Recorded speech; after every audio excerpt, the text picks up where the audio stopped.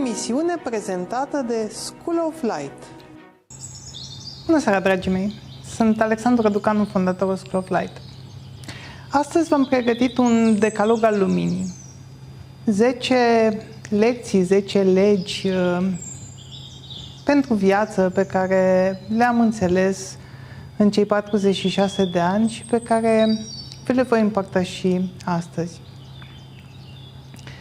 Am căutat să fie un fel de chintesență a ceea ce eu am înțeles până acum ca și lecții de viață și care să ne folosească ca o înțelepciune superioară în felul în care ne facem alegerile în fiecare zi. Primul lucru este că dacă ne gândim cu atenție, tot ceea ce căutăm cu adevărat în această lume, în această viață, este o stare. Putem să ne imaginăm că ne dorim carieră, că ne dorim bani, că ne dorim familie, că ne dorim copii, că ne dorim parteneri de viață, că ne dorim o mașină nu știu de care, sau o casă nu știu de care, sau vacanțe nu știu de care, sau colecția de poșete de ultimul tip și așa mai departe. Însă, dacă vom pune următoarea întrebare, dar pentru ce vrem lucrurile astea? Și vom merge din întrebare în întrebare, nu ne vom opri la primul răspuns. Vom ajunge de regulă la o stare pe care vrem să o trăim.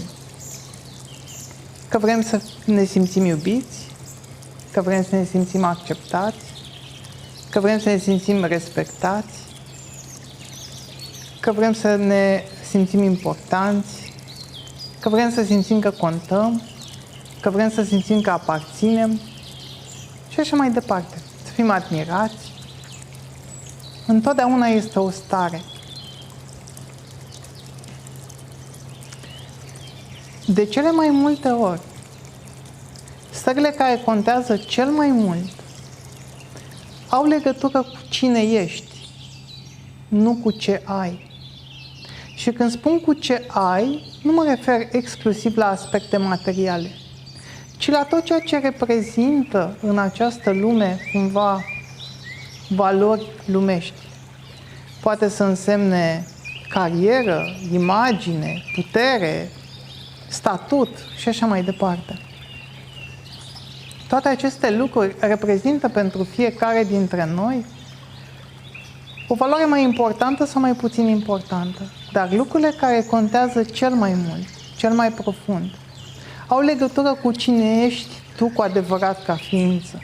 Care sunt resorturile tale ultime, care sunt resorturile tale cele mai adânci, care te definesc ca ființă, ca resorturi ultime de a exista și din acea zonă, din acea parte a ființei tale, cauți acele stări care să-ți hrănească acest autentic din tine.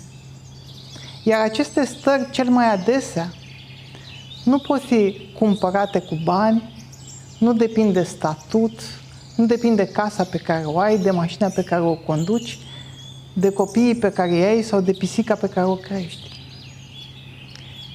Depinde de cine ești tu. Atragem și manifestăm în viața noastră ceea ce suntem, nu ceea ce vrem. Atragem și manifestăm în viața noastră ceea ce suntem, nu ceea ce ne dorim sau la ce visăm. Dacă ceea ce manifestăm în viața noastră nu ne place sub un anumit aspect, înseamnă că este ceva în noi care trebuie schimbat, care trebuie îmbunătățit, care trebuie rafinat, poate care trebuie exorcizat. O spun într-un sens foarte larg. Câteodată sunt anumite amintiri, suferințe, blocaje peste care unii oameni nu pot să treacă, anumite traume.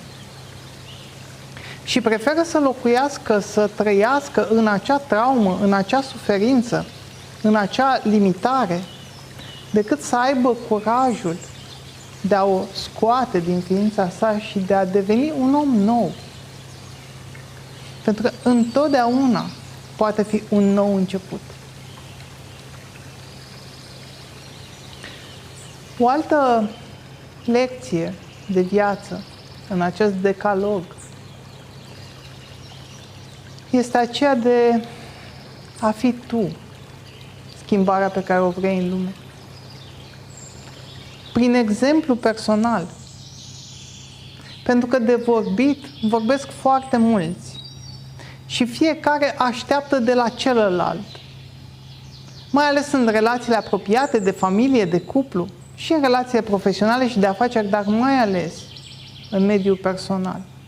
Fiecare așteaptă de la celălalt să facă mai mult, să se schimbe într-un anumit fel, să devină partenerul ideal și așa mai departe. Dacă vrei să ai în viața ta partenerul ideal, fii tu partenerul ideal. Fii tu schimbarea pe care o vrei în lume. Începe cu tine. Manifestă această schimbare, trăiește-o, emite-o.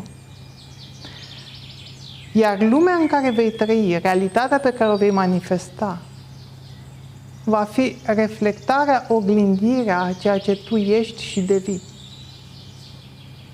În înțelegerea faptului că omul este o continuă devenire, este o continuă transformare. Dar contează foarte mult vectorul, contează foarte mult direcția în care te duci. Sunt oameni care plonjează în frustrări, în durere, în suferință, în limitări. Și asta este universul pe care îl manifestă. Vor întâlni în viața lor oameni care să le alimenteze și mai multă suferință, și mai multe blocaje, și mai multe frustrări și așa mai departe. Universul ne dă înapoi ceea ce noi emitem. Dacă transformarea noastră, dacă transfigurarea noastră în lumină este autentică, este consistentă, atunci vom întâlni oameni, situații, realități care să ne oglindească înapoi aceste lucruri. Chiar dacă lumea întreagă ar fi confundată în întuneric, în camera ta va fi lumină, dacă tu ești lumină. Viața este un miracol. Și trăim acele timpuri în care putem cu adevărat să prețuim acest miracol la adevărata lui valoare, pentru că înțelegem că în fiecare clipă acest miracol poate dispărea. La nivel individual sau poate chiar la nivel colectiv. Și de regulă prețuim cu adevărat ceea ce nu mai avem sau ceea ce s-a terminat. Abia atunci reușim să ne dăm seama de valoarea unui lucru, a unui om, a unei situații. Să nu lăsăm moartea să ne dea adevărata valoare a vieții și a miracolului ei. Și să respectăm acest dar și acest miracol în noi. Și să respectăm acest dar și acest miracol în fiecare om pe care îl întâlnim. Și să-l tratăm, orice ar spune sau ar face acel om, din perspectiva că este un miracol. Și să-l tratăm cu reverența, cu grația, cu bucuria și cu smerenia, cu care am tratat un miracol care s-ar manifesta în fața noastră.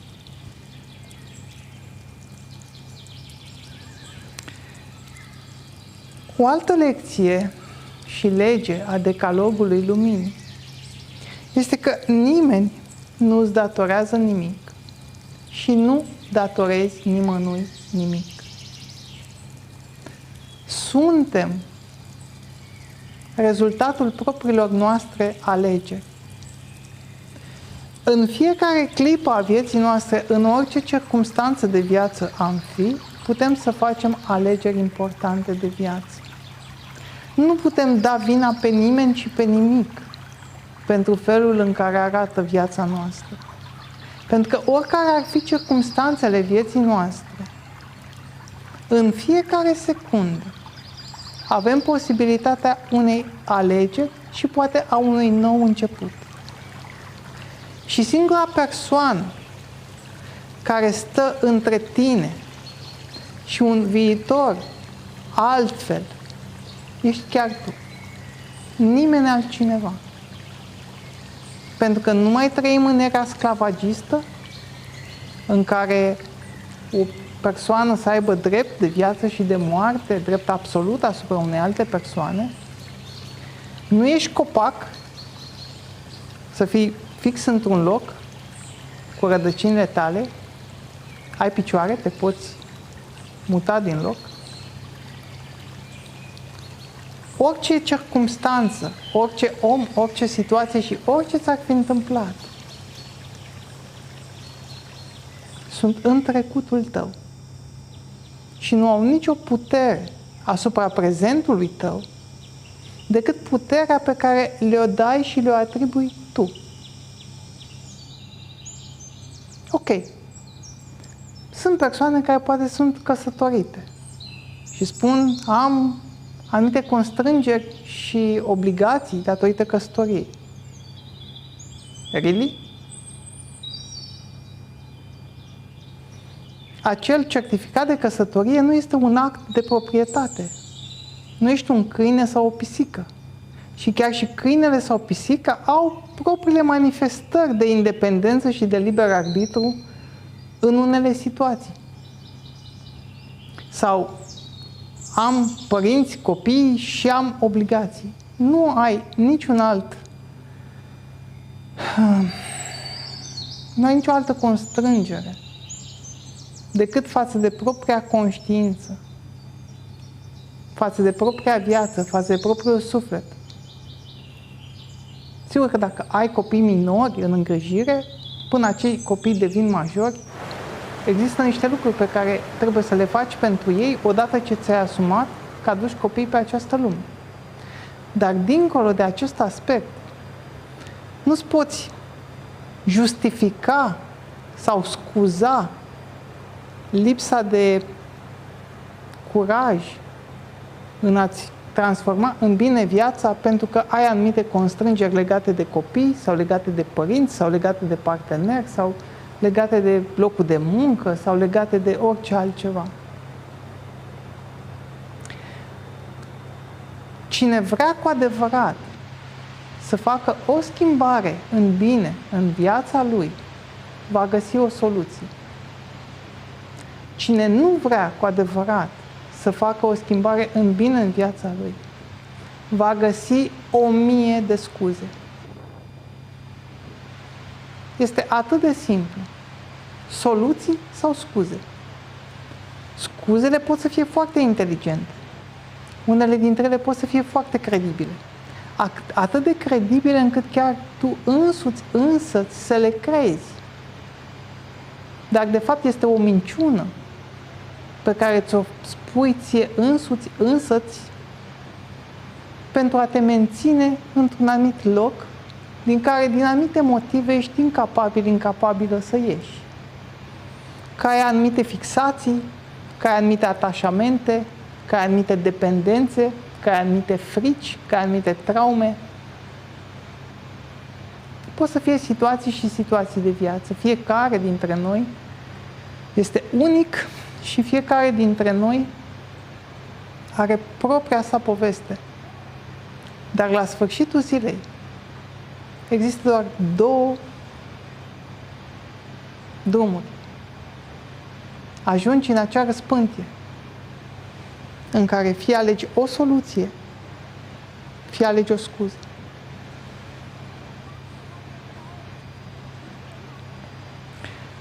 Fiecare om este un miracol.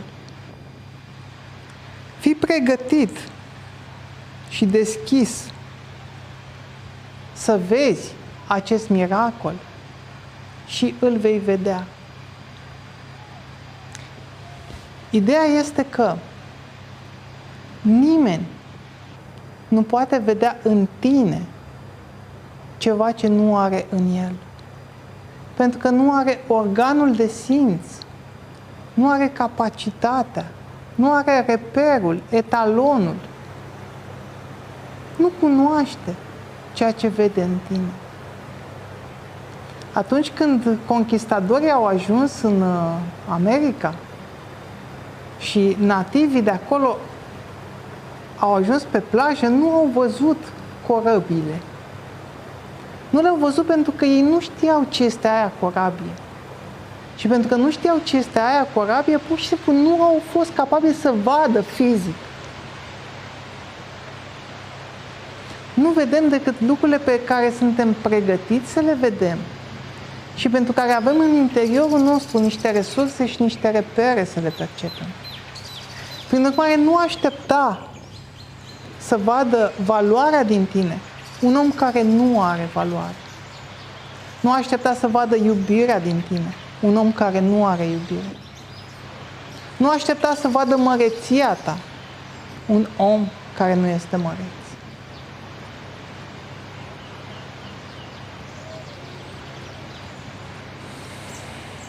Există o diferență între evoluția ca om și evoluția ca spirit.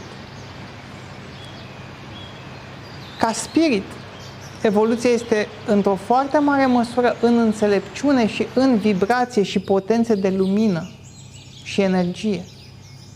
În accesul la anumite zone vibraționale, în contactele pe care le ai cu anumite entități de lumină, anumite dimensiuni de lumină, anumite dimensiuni ale realității. Pe de altă parte, evoluția ca om ține de personalitatea ta, de felul în care ai fost crescut ca om, de experiențele tale, de rănile tale, de traumele tale, de nereușitele tale, de eșecurile tale, de succesele tale.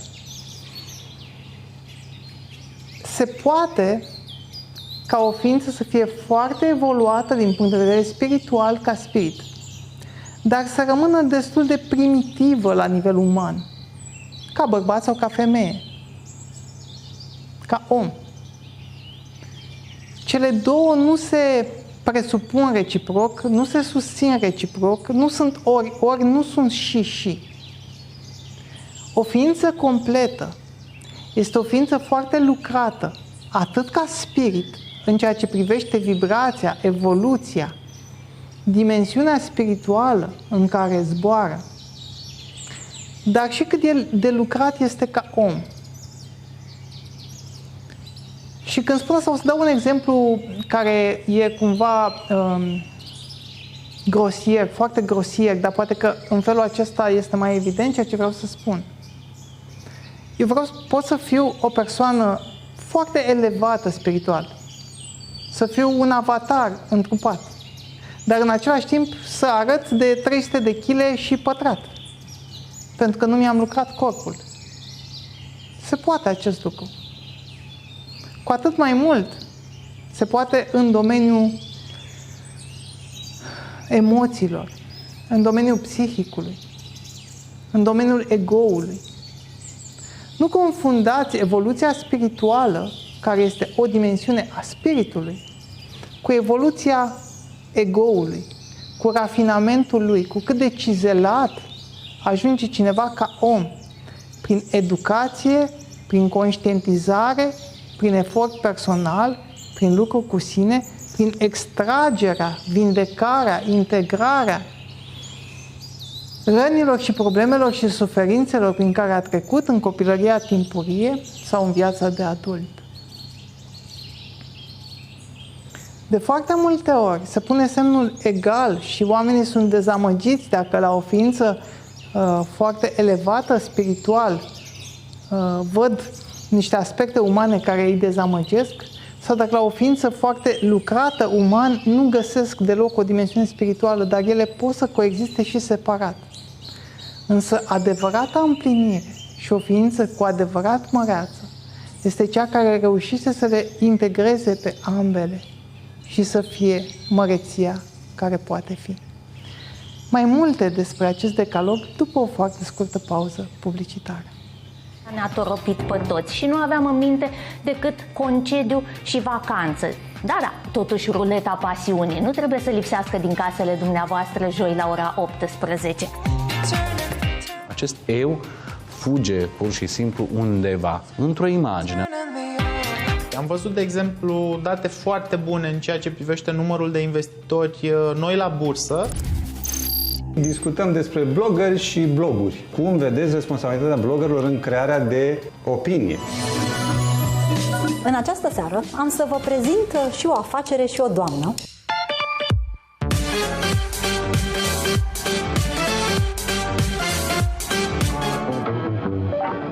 Vorbim despre șamanism, înțelepciunea metodelor și practicilor șamanice.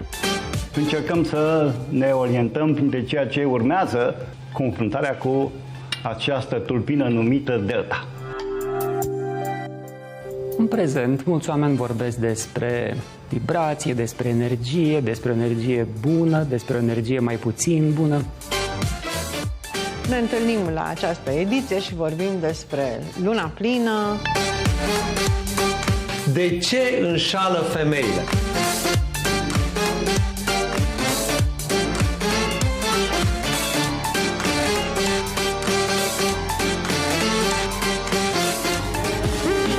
Astăzi o să avem o șansă unică de a vedea budismul aplicat în viața reală. Care mi-au rămas în suflet. Te cheamă și pe tine, Irina. Povestea pe care o vezi și care îți place sau nu-ți place este spusă de cineva. Care este filmul care v-a fascinat în copilărie?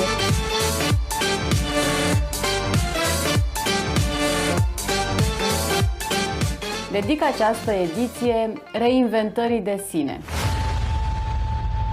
În perioada grea a pandemiei, tot mai mulți s-au reîntors pe carte. Liniuță TH. Mereu am zis că eu mă ocup cu călătorile atât interioare cât și exterioare.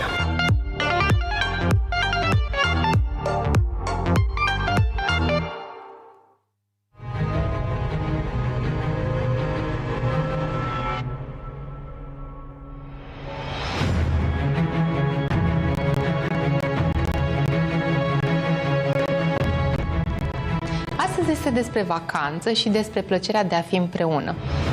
Despre sistemul de educație din România, despre ce alternative sunt și dacă este în esență un sistem cu adevărat folositor. Sunt Adrian Năstase, sunt onorat să vă am în platoul Sferă de... Ne-am reîntors și continuăm călătoria noastră prin Decalogul Luminii. Și vă spun asta. Unii oameni vor intra în viața ta ca să iasă. Alți oameni vor intra în viața ta ca să rămână.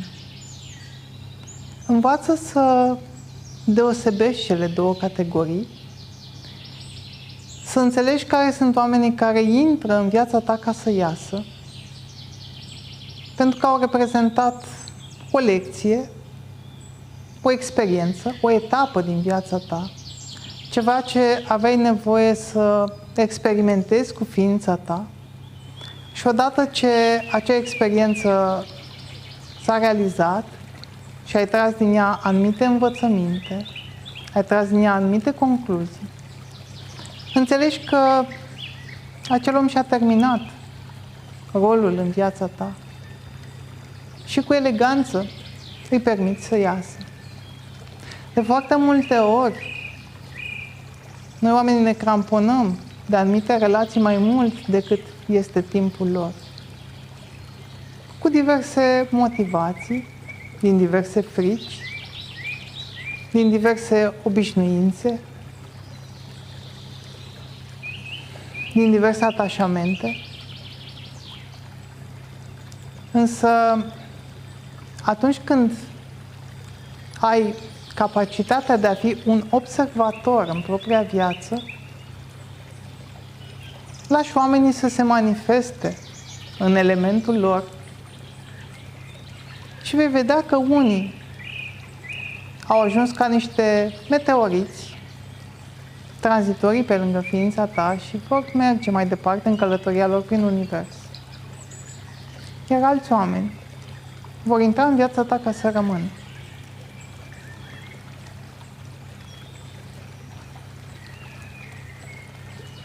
Acei oameni care vor intra în viața ta ca să rămână sunt oamenii cu care probabil rezonezi la un nivel foarte profund al ființei. Oameni care sunt acolo pentru cine ești tu la modul cel mai autentic și mai profund. Și care vor rămâne indiferent ce schimbări se vor întâmpla în viața ta. Și când vei fi sărac și când vei fi bogat.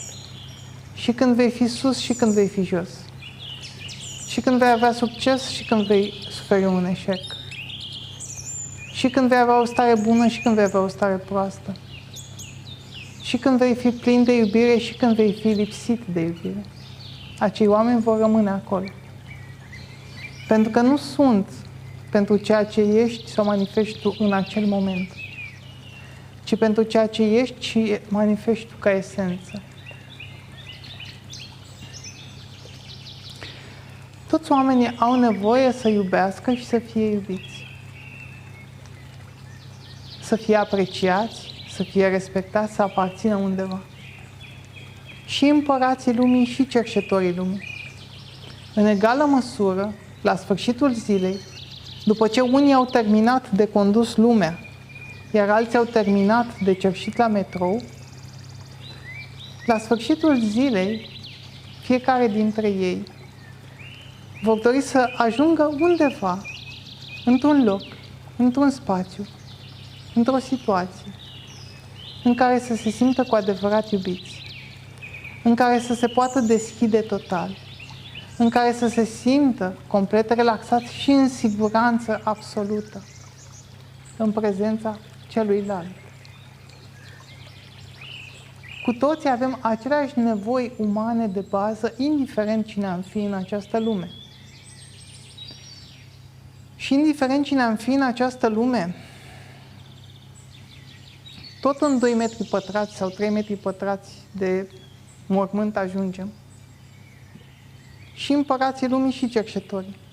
E adevărat, citeam un titlu de ziar că un important om de afaceri investește nu știu câte milioane sau o sumă foarte mare să-și facă nu știu ce criptă cu nu știu câte etaje. Ok, unii poate vor avea mai mult decât cei 2 metri pătrați.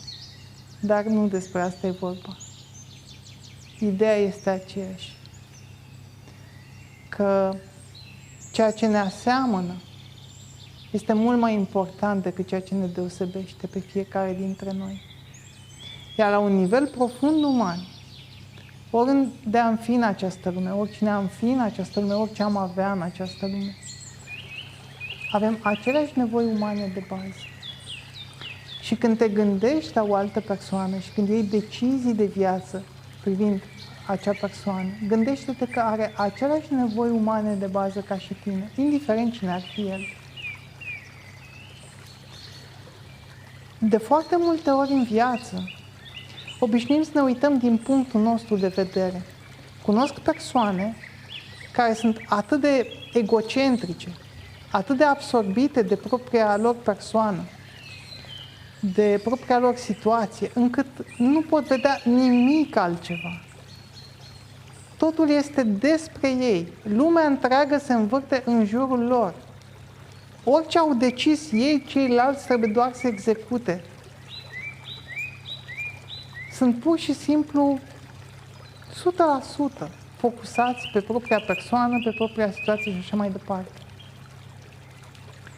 Dar acești oameni au o formă foarte primitivă, la nivel emoțional, de a fi și de a trăi. Nu putem cu adevărat să construim ceva autentic, puternic, valabil cu nimeni pe această lume dacă rămânem 100% cramponați și centrați pe propriul nostru punct de vedere. Să fim autiști în lumea noastră a emoțiilor. Este nevoie să fim capabili să ne punem în papucii celuilalt. Să vedem situația și din punctul lui de vedere. prin prisma personalității lui, a dorințelor lui, a visurilor lui, a aspirațiilor lui, a nevoilor lui, a constrângerilor lui, a oportunităților lui și așa mai departe. Și să fii capabil să te întrebi, ok, dacă aș fi în locul acestui bărbat sau dacă aș fi în locul acestei femei, cum aș percepe situația decât o percep din punctul meu? Și capacitatea de a te pune în situația celuilalt și de a o vedea relativizează lucrurile. Îți mai scad din aroganță, îți mai scad din agresivitate, îți mai scad din fermitatea cu care bați cu pumnul în masă, că vrei lucrurile într-un anumit fel, my way or highway, ca mine sau valea. Dar mai este o posibilitate. Și aceasta este pentru aceia foarte puțini și foarte aleși. Dar poți alege să fii unul dintre ei. Și anume, după ce ai văzut situația din punctul tău de vedere, după ce ai văzut situația din punctul celuilalt de vedere, să faci un efort de ieșire în sens ascendent din propria ființă, nu de empatie și de trecere în celălalt, ci în sens ascendent și să încerci să privești aceeași situație prin ochii lui Dumnezeu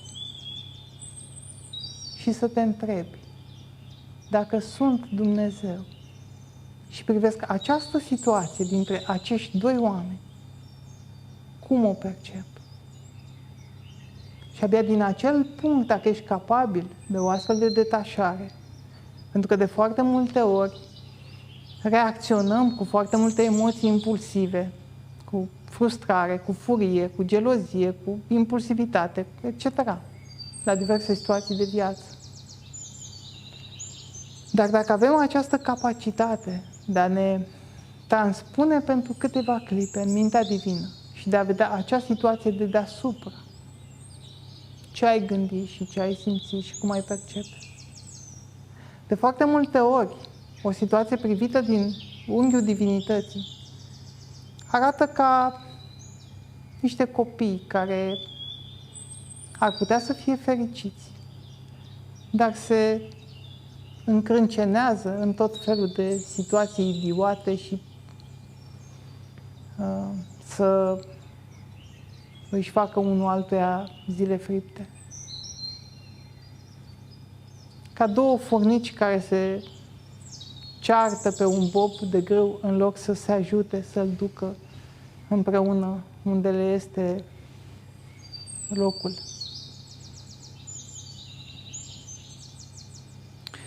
O altă lege și lecție importantă de viață în acest decalog al luminii este că timingul este foarte important în viață. Se spune că este foarte important să fii omul potrivit la locul potrivit. De acord, este extrem de important. Dar mai trebuie să fii și la momentul potrivit.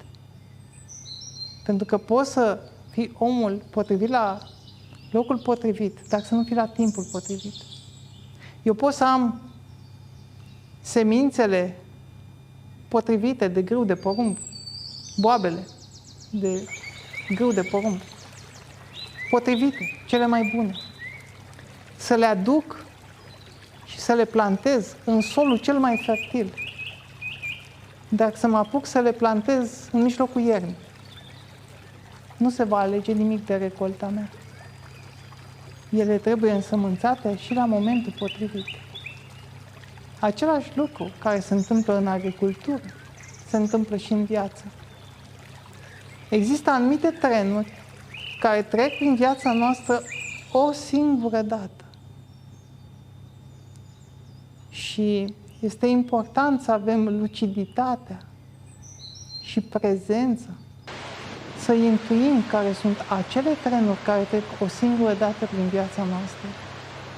Și dacă locul unde duce acel tren și oamenii care sunt în acel tren sunt semnificative și importante pentru noi, să ne urcăm în acel tren în momentul în care el este în gară Dacă stăm să ne mai frăsunim, să ne mai gândim, să ne mai socotim, să mai facem analize, să mai facem comitete și comisii, să mai întrebăm pe unul, pe altul ce părere are, trenul s-a dus de mult.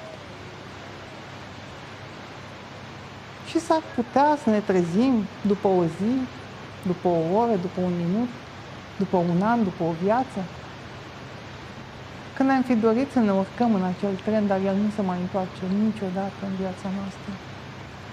Nu se mai întoarce niciodată în gara noastră. A fost acel moment și a fost acea decizie care trebuie luată atunci. Aceasta ne fiind o pledoarie pentru a face lucruri pripite în viață. Dar sunt anumite decizii care neluate la momentul potrivit.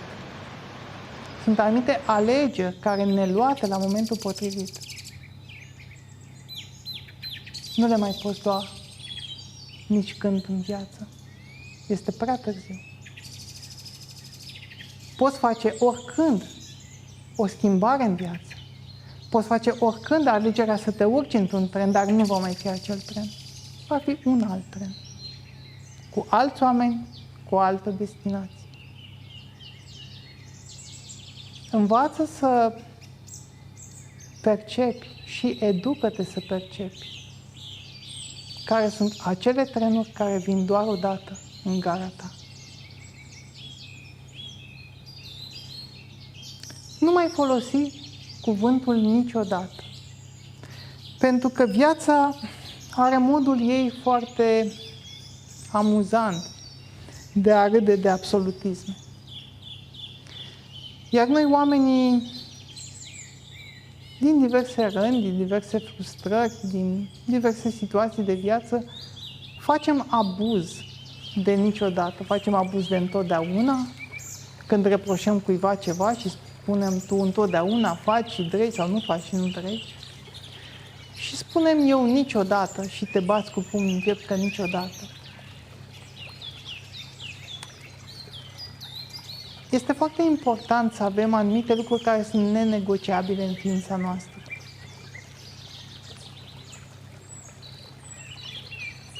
Și să știi care sunt acele lucruri care sunt nenegociabile.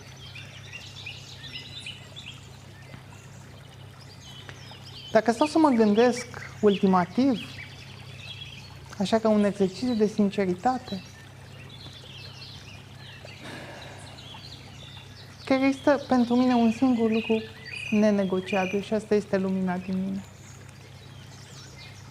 Pe asta nu voi negocia niciodată, indiferent ce s-ar întâmpla. Dincolo de asta, pot să fie circumstanțe și circumstanțe de viață, în care să ai marje, în care îți îndoi anumite principii, anumite valori, anumite alegeri, pentru că viața între oameni, cu oameni, în societate, în lumea în care trăim, înseamnă de regulă o negociere, înseamnă uneori un compromis, înseamnă uneori să găsești o cale de mijloc, care câteodată poate să însemne că nu pot să rămân 100% în poziția mea. Și sigur că avem pe niște cercuri, valori și valori. Unele care țin de esența noastră și sunt foarte importante și altele care sunt mai superficiale, sunt mai pe exterior. Trebuie să știm și aceste ierarhii. Să știm să alegem greutatea pe care o are fiecare valoare, fiecare principiu. Poate sunt unele la care putem renunța cu ușurință fără să ne producă daune substanțiale în imaginea noastră despre noi, în credința pe care o avem, în capacitatea de a ne privi în ochi, în fiecare zi și de a fi mândri de cine suntem. Sau de a nu ne fi rușine să ne privim în oglindă, în proprii ochi.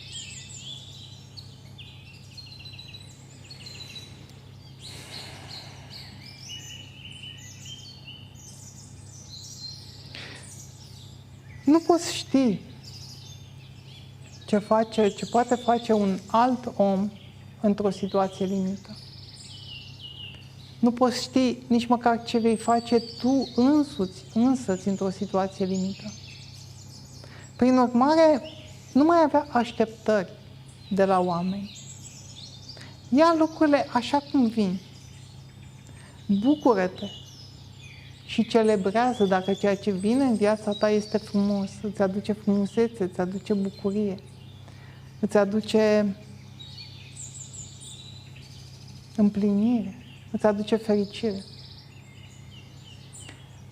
Dar nu poți să știi și nu poți să ai o garanție absolută că o altă persoană va face sau nu va face ceva azi sau mâine.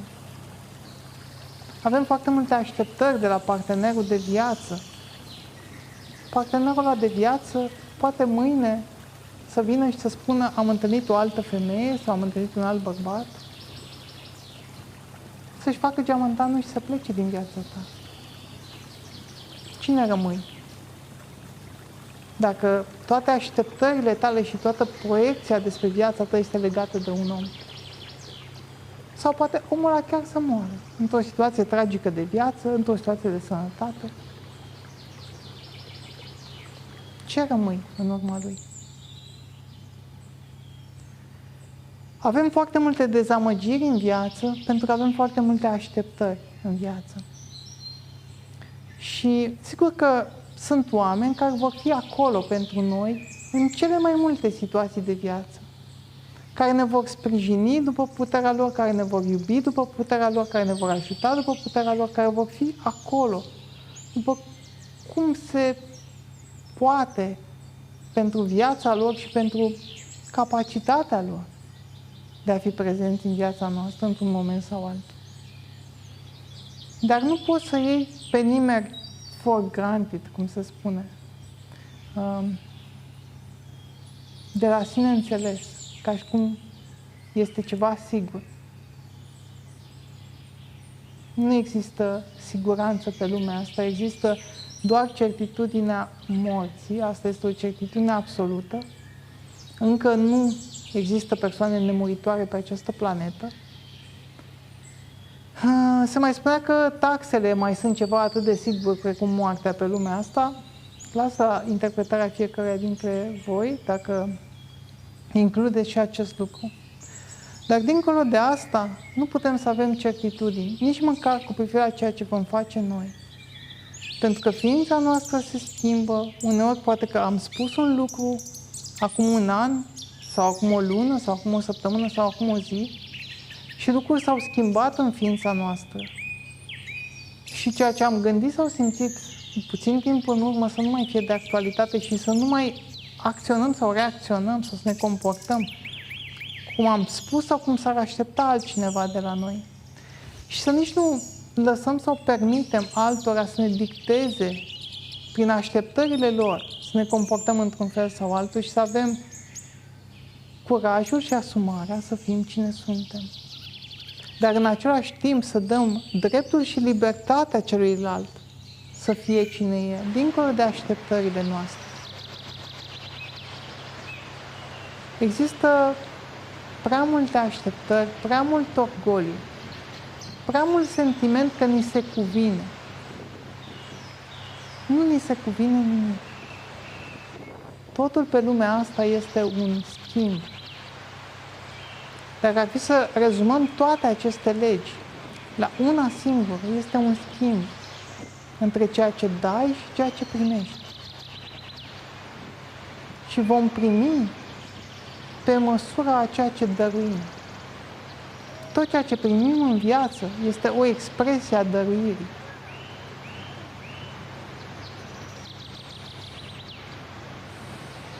O altă lege a acestui decalog al luminii, și este ultima pe care vă împărtășesc în această seară, sună așa. Când cineva nu știe dacă ești omul potrivit pentru el, nu este omul potrivit pentru tine.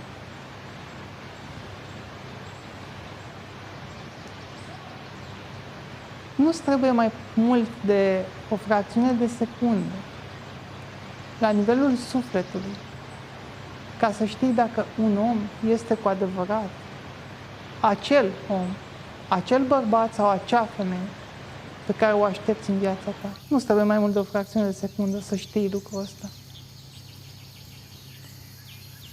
Dacă cineva nu știe, înseamnă că de fapt nu ești.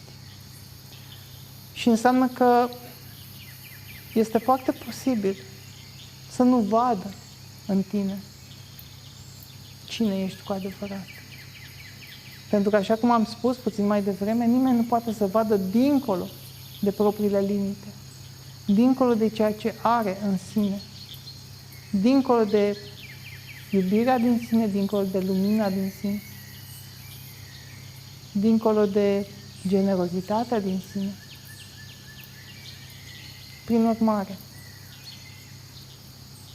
avem acest pattern de a spera la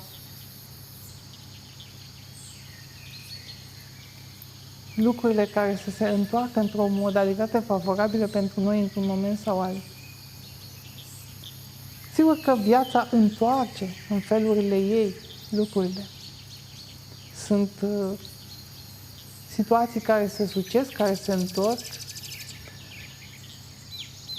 dar situațiile de viață sunt una și a ști la nivelul sufletului dacă o persoană este acea persoană pentru tine este alta. Poți să fie nevoie să aștepți o conjunctură favorabilă, un an, 5, 20, o viață. Asta nu schimbă adevărul din spatele acestei alegeri. Iar acel adevăr, acel om îl știe în sufletul lui. Prin urmare, când cineva nu știe dacă ești omul potrivit pentru el, acel om nu este potrivit pentru tine. Eu sunt Alexandru Răducanu, fondatorul School of Light. Găsiți foarte multe resurse complet gratuite pe comunitatea de Telegram School of Light. Vă invit acolo, precum și la emisiunea din fiecare miercuri seară. Pe curând!